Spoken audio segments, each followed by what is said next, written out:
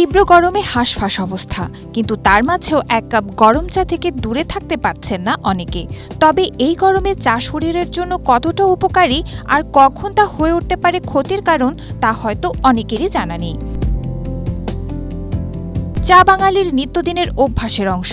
সকালের নাস্তার সঙ্গে, অফিসের ব্যস্ততায় কিংবা আড্ডার ফাঁকে ক্লান্তি কাটাতে অনেকেরই ভরসা এক কাপ চা।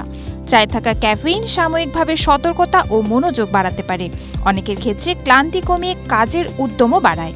তাই গরমে চা পান একেবারে বাদ দেওয়ার প্রয়োজন নেই, তবে পরিমাণের দিকে নজর রাখা জরুরি।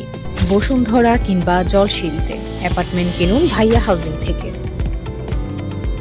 Howard T H Chan school of public হেলথের নিউট্রিশন সোর্সের তথ্য বলছে, চায়ে থাকা কিছু উপাদান শরীরের জন্য উপকারী হতে পারে।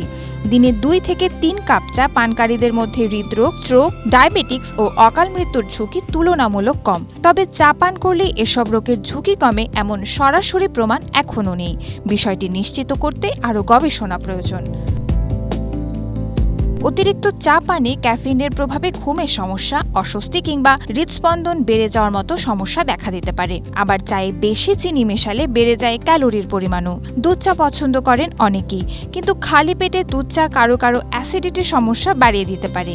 এক্ষেত্রে কেউ কেউ লেবু চা বা গ্রিন টি বেছে নিতে পারেন। গরমের দিনে চা পান নিয়ে সবচেয়ে গুরুত্বপূর্ণ সতর্কতা হলো শরীরে পানির ঘাটতি হতে দেয়া যাবে না।